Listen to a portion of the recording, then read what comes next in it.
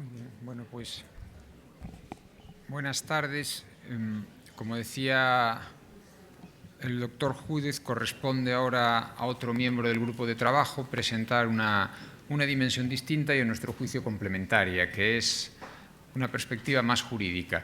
Eso sí, va a ser una perspectiva jurídica, pero no una perspectiva legal, sino va a ser la concepción del derecho desde una perspectiva cívica. Nosotros hemos aceptado como ciudadanos distintos sistemas normativos que determinan cómo regular nuestras vidas, y uno de ellos es el derecho. Y el derecho desempeña un papel decisivo, nos guste o no nos guste. Esto no es una presentación para juristas, es una presentación para este contexto, es una presentación incluso para la plaza pública, que es uno de los objetivos de esta asociación. Y en el fondo es una reflexión sobre ¿cuál puede ser la contribución del derecho para resolver el problema de la muerte médicamente asistida en nuestra sociedad? ¿Qué puede aportar el derecho? Si puede aportar algo, quiero decir que tampoco estamos en ello, ¿no? Bueno, se hablaba en la primera de las conferencias, la conferencia de apertura, se ha recuperado ahora. Se puede hablar de muchas maneras, puede haber un diálogo social de muchas maneras. Estas son distintas formas de argumentar o de defender posiciones, pero me puedo limitar a las tres que se anunciaban también en esa primera y que nos recordaba Javier Júdez ahora. Está el debate, está el diálogo y está la deliberación. Simplificando esta tabla y simplificando las características de todos, el debate tiene vencedores y vencidos. El diálogo aporta conocimiento, pero puede no acabar en ningún resultado. La deliberación, en cambio, es un diálogo en el que no hay vencedores y vencidos, sino solo vencedores, y donde sí hay un resultado que enriquece a todos. Esa sería la diferencia. O sea, podemos dialogar, y cuando decimos deliberar genuinamente, lo que estamos diciendo es eso. Y esto es lo que queremos ahora. Claro, esto significa una manera especial de dialogar o de argumentar, es decir, de ofrecer razones para lo que vamos a discutir, en este caso la muerte médicamente asistida.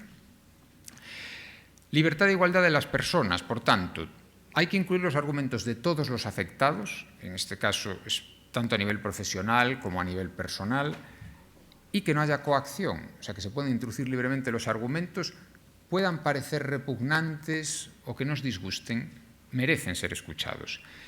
Y eso significa neutralidad y objetividad frente a los argumentos. Hay que considerar todos los argumentos en juego, no hay que excluir previamente ningún argumento, hay que criticar intersubjetiva, libre igualmente todos esos argumentos, es decir, no hay ningún argumento que valga a priori, y hay que, por lo tanto, realizar un escrutinio crítico de todos ellos. Eso es lo que significa una argumentación colectiva, libre e igual. Pero más requisitos queremos para ese diálogo deliberativo. Primero, civil o cívico, y por tanto no solo profesional. La muerte médicamente asistida es un problema de toda la ciudadanía.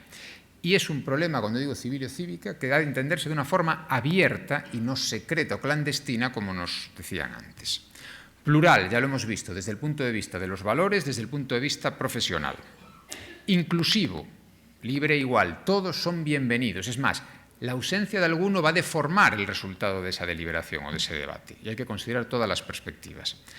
Racional, y esto exige una justificación racional de los argumentos, pero al mismo tiempo evitar la arbitrariedad y el emotivismo, algo especialmente peligroso en materia de la muerte médicamente asistida, o en materia bioética, podemos decir.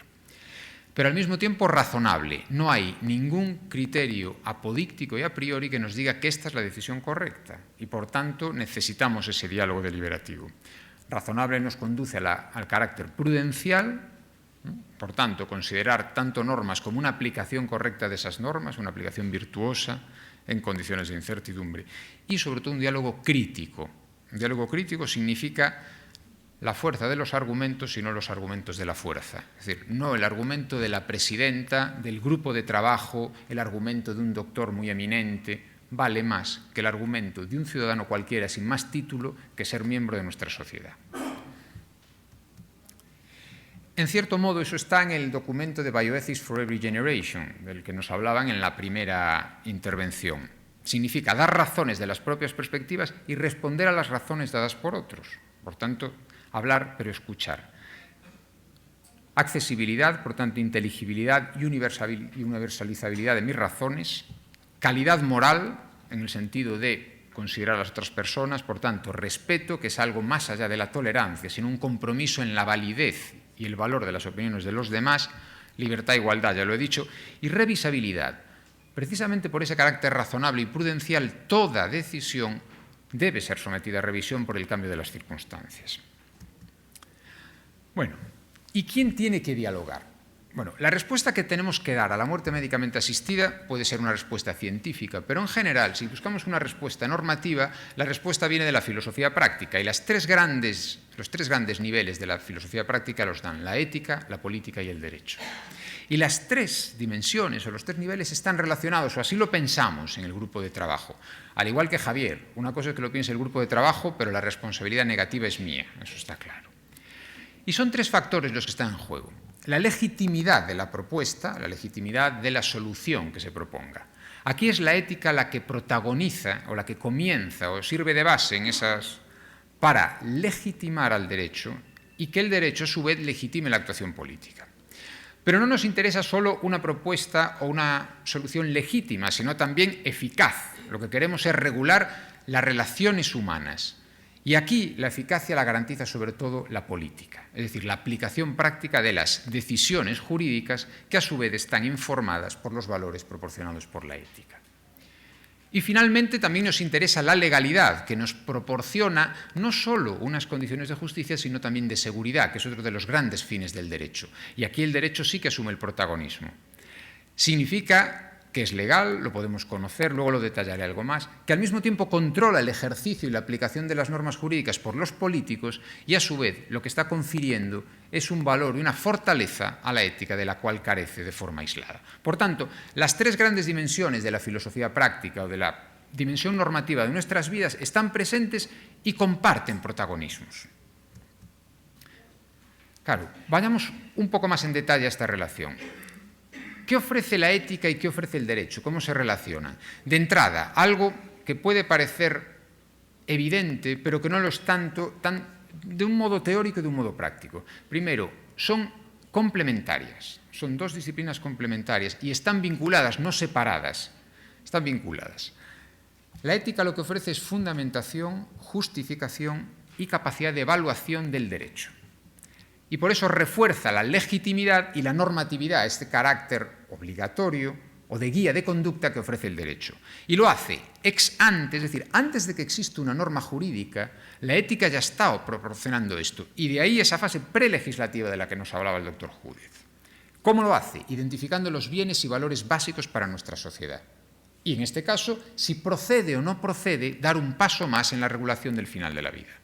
Pero también ex post, no solo creado el derecho, sino la evaluación posterior del derecho y, en concreto, la corrección de la solución jurídica y el respeto de esos bienes y valores que debía incorporar el derecho. Por tanto, la ética está presente en los tres momentos y el derecho necesita de la ética antes de nacer y después de que haya nacido. Pero ¿qué da el derecho a la ética? Y por eso digo que son complementarios y necesarios. Ahora, el derecho lo que hace es institucionalizar la deliberación. Nosotros podemos deliberar como una gran comunidad de sabios, de menos sabios, de gente muy esforzada, pundonorosa, pero necesitamos institucionalizar esos resultados. Y esto lo ofrece en nuestras sociedades contemporáneas el derecho. Y el derecho lo que hace es expresar los valores y bienes comunes y lo hace a través de una categoría de la que se abusa en ocasiones, que es la de los derechos humanos o derechos fundamentales, y las proposiciones de ley que existen son un ejemplo de esto, luego lo podemos tratar, y también estableciendo procedimientos y órganos para adoptar y ejecutar las decisiones. Si aquí llegamos a un acuerdo, ¿cómo lo adoptamos? ¿Somos un órgano legitimado para comentarlo e imponerlo en una sociedad? Bueno, el derecho nos ofrece canales y órganos que tienen ese título para decir yo soy el Parlamento, el resultado de mi deliberación tiene un valor en la sociedad, o yo soy un órgano judicial, mi decisión tiene un determinado valor. Por tanto, el derecho aporta algo a la ética, institucionalizando ese proceso deliberativo. Y nosotros llamamos a esas dos aportaciones la legalidad, es decir, la constatación de que una norma es jurídica, y la eficacia, porque es mucho más eficaz una norma jurídica que una norma ética, en el plano social. ¿Por qué es importante el derecho? Y ahora ya no hablo de los demás, hablo ahora solo del derecho. Porque el derecho, y solo el derecho, resuelve tres problemas en la sociedad. El problema del conocimiento, el problema de la coordinación y el problema de la imposición. ¿Cómo puedo saber los valores comunes y las normas comunes en una sociedad?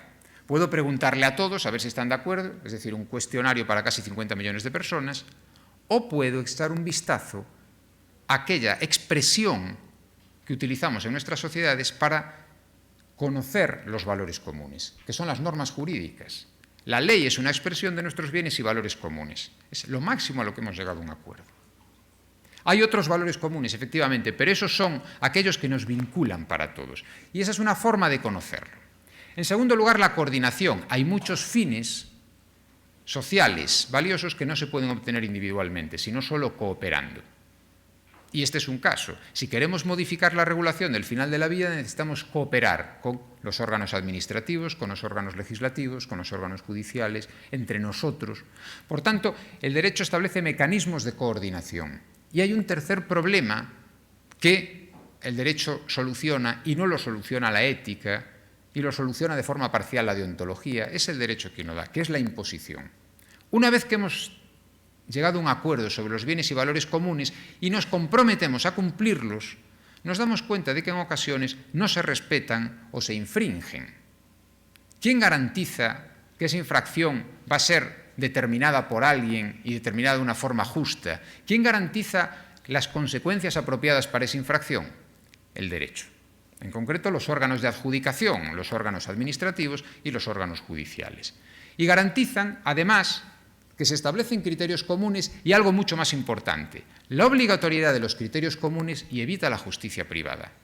El derecho lo que está evitando es que cada uno se tome la justicia por su mano, diciendo quién debe determinar cuando algo es injusto y cuáles son los criterios que deben regular eso. Por tanto, tiene sentido pensar en el derecho para hablar de la muerte médicamente asistida. Y tiene sentido saber qué es lo que dice el derecho, por tanto. Entonces vamos a conocer cómo regula nuestro sistema jurídico el final de la vida, porque hay algo de confusión en la sociedad. Si tuviésemos que analizar históricamente la evolución de nuestra etapa democrática, diríamos que hay tres etapas. Una primera, desde la promulgación de la Constitución en el año 78 hasta el Código Penal del año 1995, más o menos, donde se introducen, reconocen y garantizan derechos y autonomía de los pacientes y ciertos deberes profesionales con base en la Constitución, en la Ley General de Sanidad y en el Código Penal, que sanciona de forma atenuada lo que llamaríamos eutanasia y suicidio médicamente asistido, para entendernos en el diálogo actual. Pero hay algo muy importante en el medio, que es que el Tribunal Constitucional, que es el máximo intérprete de ese texto, dicta una sentencia en el año 1990 que es conocida por su tema, la huelga de hambre de presos del Grapo. Y lo que viene a decir es que no existe un derecho a morir. Usted puede suicidarse, por supuesto, es libre de hacerlo. Es lo que llama libertad a secas en la sentencia. Usted es libre de hacerlo, pero ni puede pedir ayuda al derecho, ni tiene un derecho a morir. Por tanto, si usted quiere matarse o suicidarse, hágalo. Pero no es un derecho que usted tiene y, por tanto, el Estado no tiene la obligación de ayudarle a morir. Bien. El argumento de la sentencia es cuestionable, no solo cuestionable. Creo que después de la Ley Básica de Autonomía del Paciente, la sentencia del Constitucional tendría que ser distinta, por lo menos desde el año 2002. Bueno, 2003, que es cuando entra en vigor. Pero lo que nos interesa ahora es que no hay un derecho a la propia muerte, aunque nosotros podemos causarnos la propia muerte sin sanciones, o sea, el suicidio no es punible, como era antes. Una segunda etapa importante significa la consolidación y profundización en esos derechos. Es el Convenio de Derechos Humanos y Biomedicina, la Ley Básica de Autonomía del Paciente y una corriente legislativa en las comunidades autónomas que empieza en el año 2000 en Cataluña, sigue en Navarra, en Galicia y el resto de las comunidades. Aquí afianzamos los derechos de los pacientes, la autonomía y algunas cuestiones en el final de la vida que contaré de inmediato. Y una tercera etapa donde se consolida a nivel internacional y se amplían los derechos. Es la Carta de Derechos Fundamentales de la Unión Europea, bastante más importante de lo que parece, la Declaración Universal de Bioética y Derechos Humanos, que no es una norma jurídica, pero sí influye en la interpretación de las normas jurídicas, y el Convenio de Derechos de las Personas con Discapacidad, que modifica el alcance de la autonomía en nuestro sistema jurídico. Además, una nueva sentencia del Tribunal Constitucional donde habla del consentimiento informado como derecho, pero no como un derecho fundamental, sino como una manifestación de un derecho. Y no es el derecho a la vida, sino el derecho a la integridad física y moral. Y por tanto, la autonomía, lo que nosotros llamamos autonomía o el principio de respeto a la autonomía, no tiene su sede en el derecho a la vida, sino en el derecho a la integridad física y moral. Y tampoco lo tiene en el derecho a la libertad, ni en el derecho a la intimidad o privacy, que no existe como tal en nuestro país. Por tanto, jurídicamente, la sede del consentimiento informado está en la protección de la integridad física y moral y la no lesión de la integridad física y moral.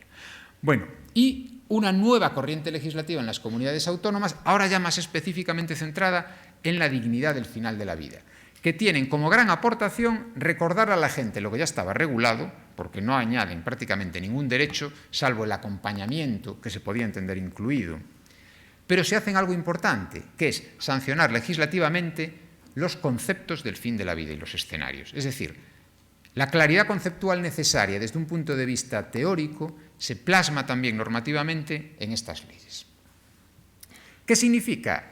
Que la dignidad en el final de la vida tiene tres características. Muerte conocida, es decir, que yo haya recibido información y que la pueda rechazar, eso significa gestión, quiero saber, no quiero saber, no hay conspiración de silencio, se hablaba esta mañana de eso.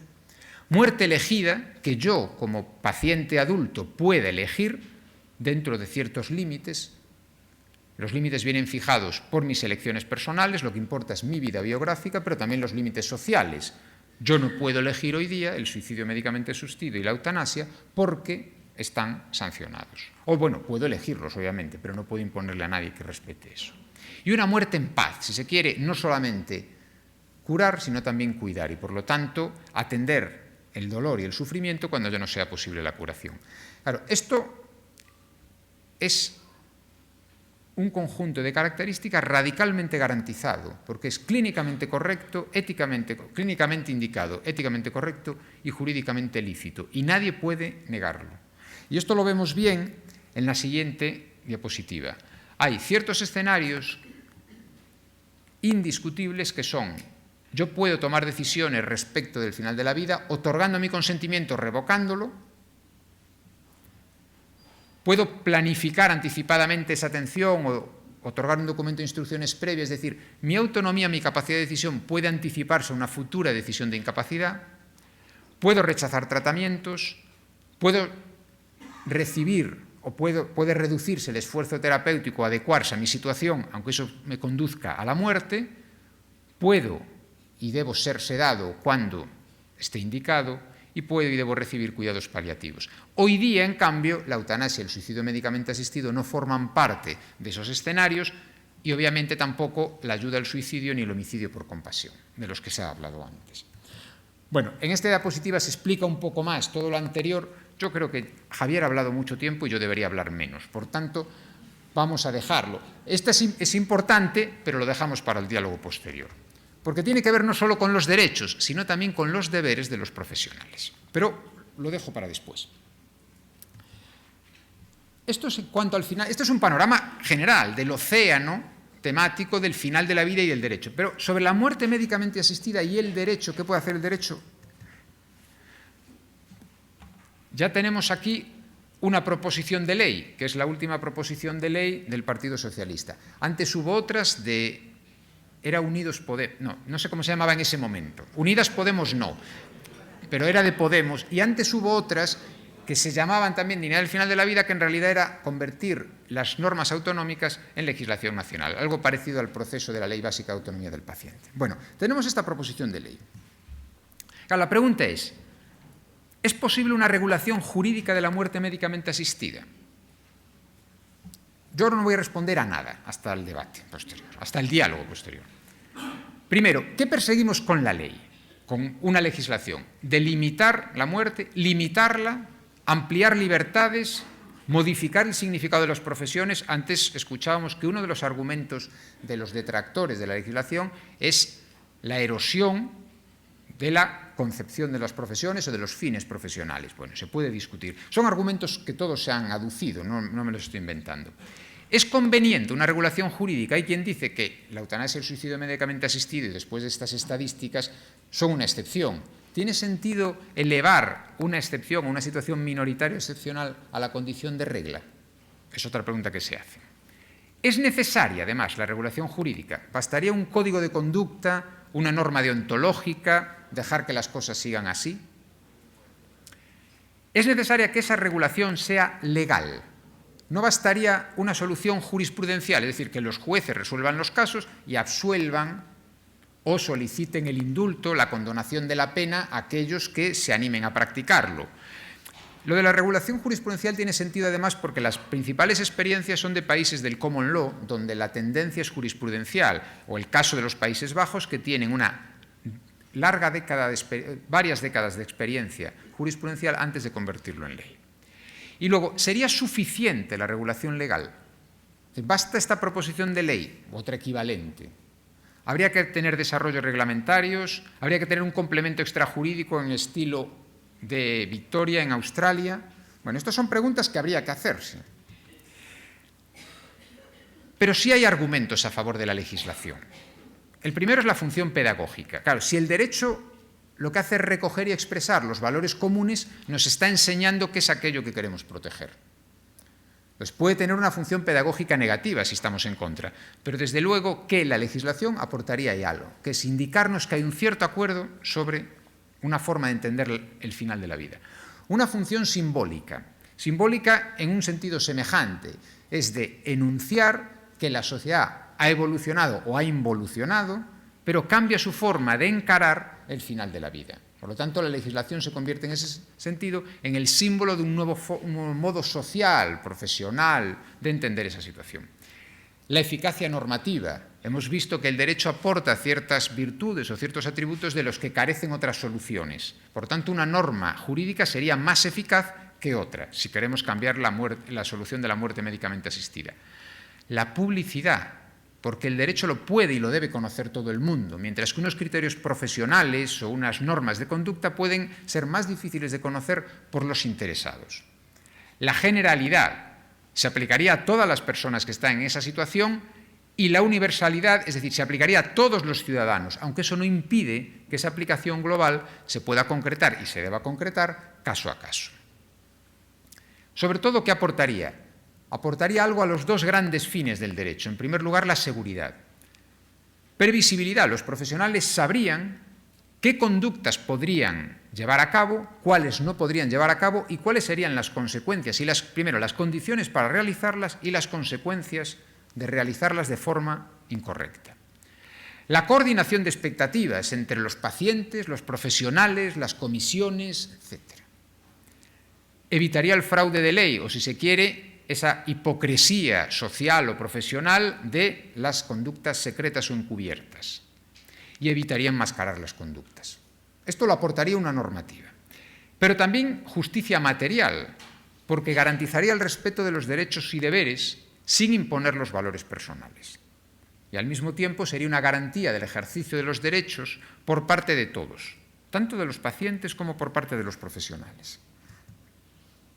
¿Y cómo se debería hacer si lo hacemos así? Primero, la despenalización de la muerte médicamente asistida parte de algo, y es que la vida sigue siendo un valor, y por tanto el punto de partida sería el homicidio. Arrebatar la vida a una persona sigue siendo un daño, porque hay un bien jurídico que nosotros seguimos considerando valioso. Pero en ocasiones y bajo ciertas condiciones y garantías puede justificarse esa lesión. Hoy día pasa, no se alarmen. La legítima defensa no es otra cosa que esto. Lo que pasa es que cambiaríamos las condiciones o circunstancias para justificar esa privación.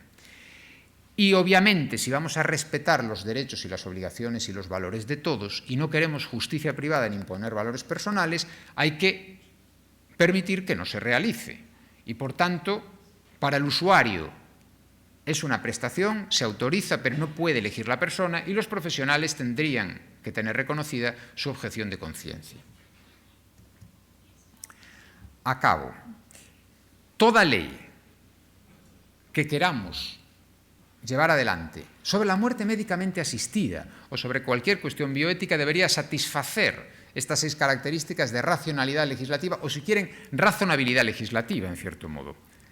Lingüística, que significa claridad conceptual, saber de qué hablamos. Todo el mundo tiene que saber qué significa eutanasia, suicidio médicamente asistido, comisión de evaluación, rechazo de tratamiento, derecho a recibir una prestación, claridad lingüística.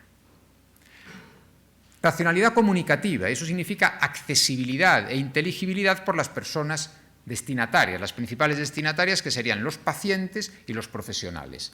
La norma tiene que ser entendida. En tercer lugar, racionalidad formal o sistemática. Una norma sobre la muerte médicamente asistida no es una norma aislada en nuestro ordenamiento jurídico, sino que tiene que tener en cuenta muchísimas otras normas y debe ser coherente con ellas. Y no solo normas jurídicas, sino también normas deontológicas. Tiene que tener en cuenta cuáles son los criterios de buena práctica profesional, otras normas jurídicas, insisto, normas deontológicas, códigos deontológicos. Racionalidad pragmática. La norma tiene que ser eficaz. Si perseguimos regular, despenalizar, porque para mantener la situación actual no habría que regular de nuevo, si se quiere modificar, tiene que ser eficaz y para eso tenemos que satisfacer las tres condiciones previas. Por tanto, una norma útil y adecuada para los fines perseguidos y por eso se desarrolla más en la racionalidad teleológica. En el derecho, la teleología, el cumplimiento de los fines, se determina a través de un principio, que es el principio de proporcionalidad, que habla de la adecuación, de la necesidad, es decir, de todos los medios para regular la muerte médicamente asistida, el mejor es una ley o no puede haber otra norma correcta. Entonces, la racionalidad teleológica tiene que justificar eso. Y finalmente, probablemente la que más nos interesa en este contexto, la racionalidad ética. Una norma eventual sobre muerte médicamente asistida tendría que reproducir el resultado de la deliberación ética sobre los valores y bienes al final de la vida. Y, por tanto, si queremos introducir modificación en eso, tendrá que respetar el valor de la vida, el valor de la autonomía, el valor de la confianza, todos los valores que puedan estar en juego para defender adecuadamente una respuesta ético-jurídica política adecuada sobre el final de la vida. Y aquí lo dejo. Claro, después de escuchar los criterios mínimos, ¿qué nos parece esta proposición de ley orgánica de regulación de la eutanasia? Ya no desde el punto de vista de ser partidarios o detractores del suicidio médicamente asistido de la eutanasia, sino de la calidad legislativa y del modo en el que se ha producido esta proposición de ley para regular algo incluso de aquellas personas que están a favor de la despenalización de la muerte o el suicidio médicamente asistido. Bueno, pues estos son los mimbres, yo creo, para que ahora podamos discutir. Muchas gracias.